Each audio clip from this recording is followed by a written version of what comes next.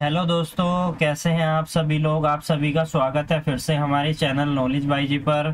मैं हूं आपका दोस्त अमित कुमार, लेकर आया हूं आपके लिए एक और नया इन्फॉर्मेटिव वीडियो लॉ से संबंधित।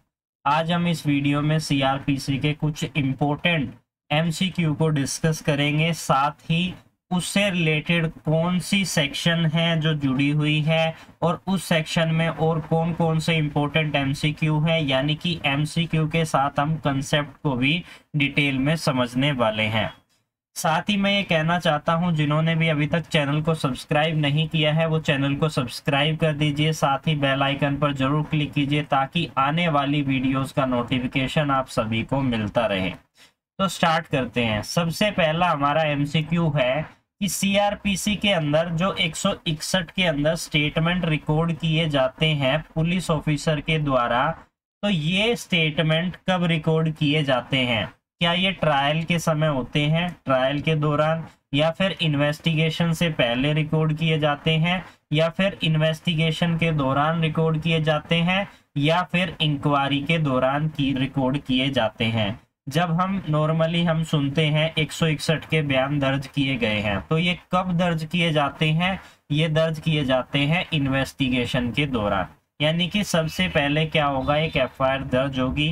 एफआईआर दर्ज होने के बाद क्या होगा, पुलिस अपनी इन्वेस्टिगेशन स्टार्ट कर देते हैं और इन्वेस्टिगेशन के दौरान ही 161 के बयान जो है दर्ज किए जाते हैं। तो इसका जो है थर्ड बिल्कुल सही जवाब है। अब हम बात करते हैं हमारे 161 सीआरपीसी का जो सेक्शन है ये किस बारे में बात करता है। सबसे पहले हमें पता होना चाहिए कौन सा चैप्टर है जिसमें 161 की बात की गई है। तो चैप्टर 12 जो बात करता है कि पुलिस को इंफॉर्मेशन हम जब देते हैं किसी ऑफेंस के संबंध में, पुलिस के पास पावर होती है इन्वेस्टिगेशन करने की। जैसा कि मैंने आपको बताया, सबसे पहले क्या होगा, एक एफआईआर दर्ज होगी। उसके बाद क्या करेगी पुलिस, जो है इन्वेस्टिगेशन स्टार्ट कर देगी। इन्वेस्टिगेशन के दौरान ही यहाँ पर स्टेटमेंट रिकॉर्ड की जाएगी 161 की पुलिस अधिकारी के द्वारा। अब समझते हैं 161 डिटेल में कहता क्या है। 161 क्या कहता है कि विटनेस का एग्जामिनेशन किया जाएगा पुलिस के द्वारा। जो भी पुलिस अधिकारी जिसे अपॉइंट किया गया है किसी केस में इन्वेस्टिगेशन करने के लिए, वही विटनेस की जो स्टेटमेंट है उन्हें रिकॉर्ड करेगा, उनको एग्जामिन करेगा, जो कि केस के फैक्ट के बारे में जानते हैं। यानी कि ये व्यक्ति जो विटनेस है यहाँ पर कंप्लेनेंट भी हो सकते हैं, उसके रिलेटिव भी हो सकते हैं, कोई और भी हो सकता है जो कि जानता है केस के बारे में। पहला पॉइंट क्या कहता है कि कोई भी पुलिस ऑफिसर जो इन्वेस्टिगेशन को कर रहा है इस चैप्टर के अंदर, या जर्नल या स्पेशल ऑर्डर के द्वारा एक पुलिस अधिकारी को अपॉइंट किया गया है कि वो इन्वेस्टिगेशन करे। इन्वेस्टिगेशन के दौरान ही वो पुलिस ऑफिसर क्या करता है, ओरली उन पर्सन से जो कि केस के फैक्ट के बारे में जानते हैं, एक्वांटेड यानी कि परिचित है, केस के सरकमस्टांसेस के बारे में जानते हैं, उन्हें पता है कब ऑफेंस हुआ है, कितने व्यक्तियों ने यह ऑफेंस किया है, इसके अलावा किस तरीके के व्हीकल को यूज किया गया था किसी ऑफेंस को करने के लिए। तो यहाँ पर सबसे पहले पुलिस अधिकारी क्या करेंगे, ओरली उसे एग्जामिन करेंगे, यानी उनसे पूछेंगे। अभी रिटर्न की बात नहीं की गई है, सबसे पहले पूछेंगे कि आपने क्या क्या देखा, किस तरीके से ऑफेंस हुआ, कितने व्यक्ति थे। तो सबसे पहले 161 के अंदर यही लिखा गया है, ओरली पुलिस अधिकारी जो है पूछेगा उन व्यक्तियों से जो कि केस के बारे में परिचित है, केस के बारे में जानते हैं कि किसने अपराध किया है, कौन कौन से व्हीकल को यूज किया गया है और कौन कौन शामिल है।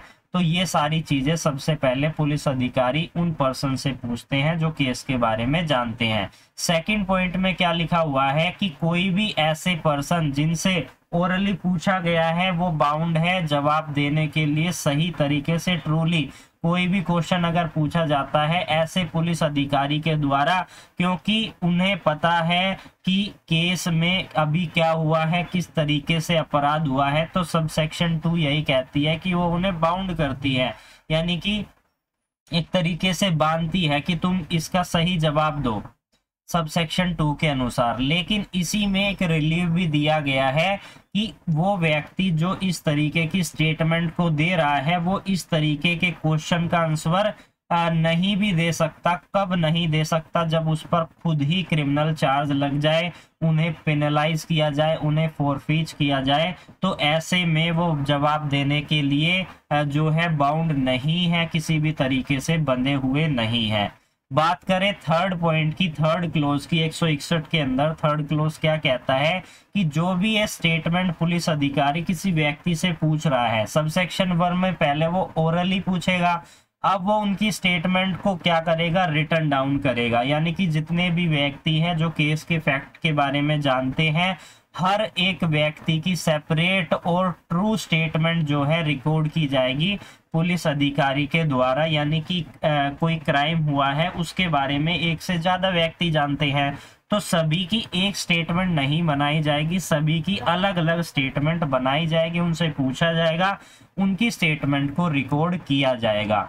अब बात करते हैं, यहाँ पर दो इंपॉर्टेंट प्रोवाइजो दिए गए हैं, काफी इंपॉर्टेंट है। क्वेश्चन यहाँ से बन जाता है कि क्या 161 के अंदर जो स्टेटमेंट रिकॉर्ड की जाती है, क्या इसे ऑडियो और वीडियोग्राफी द्वारा रिकॉर्ड किया जा सकता है? तो इसका जवाब है हाँ, इसे इलेक्ट्रॉनिकल मीन्स के द्वारा भी रिकॉर्ड किया जा सकता है। दूसरा प्रोवाइजो क्या कहता है कि अगर किसी भी वुमेन के साथ कोई भी ऑफेंस हुआ है इन सभी सेक्शंस के अंदर, section 354, 354A, 354B, C, D और 376, 376A, 376AB, B, C, 376D, 376DA, 376DB और 376E और 509 IPC के अंदर, तो ऐसे ऑफेंस किसी भी वुमेन के साथ किए गए हैं, उनके साथ प्रयास किया गया है। अब यहाँ पर एफआईआर दर्ज होने के बाद जब भी पुलिस अधिकारी जो स्टेटमेंट रिकॉर्ड करते हैं, वो स्टेटमेंट केवल वुमेन पुलिस अधिकारी के द्वारा ही रिकॉर्ड की जाएगी। अब हम समझते हैं अपने नेक्स्ट इंपॉर्टेंट एमसीक्यू के बारे में। यहाँ पर क्या लिखा हुआ है कि किस केस में यह बात निर्धारित की गई थी कि एक 161 के सबसेक्शन 2 के अनुसार कोई भी पर्सन अपनी स्टेटमेंट दे रहा है और उस स्टेटमेंट में उसे पता है अगर मैं ये सही स्टेटमेंट दूंगा तो मैं ही इस क्राइम के लिए दोषी ठहराया जाऊंगा, तो ऐसे में मैं बाउंड नहीं हूं जवाब देने के लिए, मेरे पास राइट टू प्रोटेक्शन अवेलेबल है। यह बात निर्धारित की गई थी किस केस के अंदर? नंदिनी सत्यापति वर्सेस पीएल दानिया के केस के अंदर। काफी इंपॉर्टेंट केस है, इसको आपको याद रखना है। अब बात करते हैं हमारे अगले इंपॉर्टेंट सीआरपीसी के एमसीक्यू के बारे में कि 161 जो सीआरपी 161 नहीं 160 जो सीआरपीसी है उसके अंदर पुलिस अधिकारी किसी भी मेल पर्सन की अटेंडेंस, यानी कि कोई भी मेल व्यक्ति है जो किसी अपराध का दोषी ठहराया गया है, तो पुलिस अधिकारी के पास 160 में यह पावर है कि वो उसे पुलिस स्टेशन में बुला सकता है पूछताछ करने के लिए।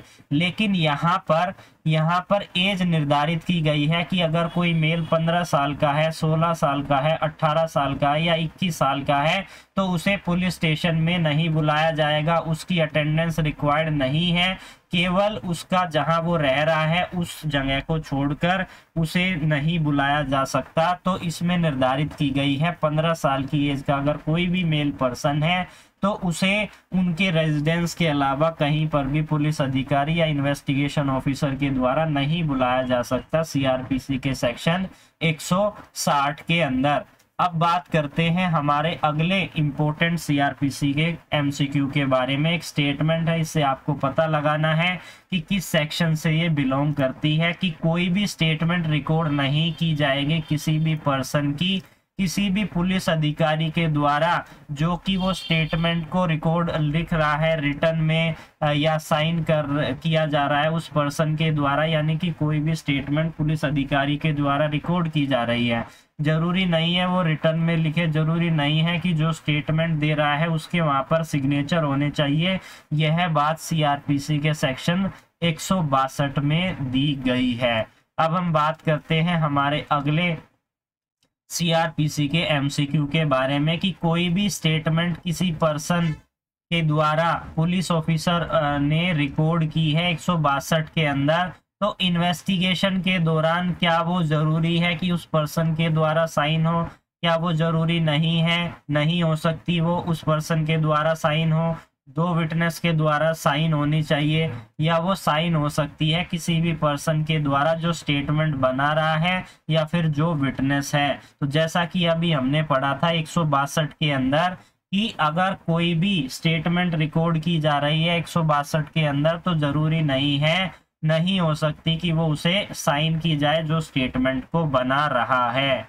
तो आज हमने इस वीडियो में इम्पोर्टेंट एमसीक्यू को समझा और एक इम्पोर्टेंट कंसेप्ट को 161 को समझा, 161 के बयान के बारे में समझा, उसमें किन किन चीज़ों को हमें ध्यान में रखना चाहिए।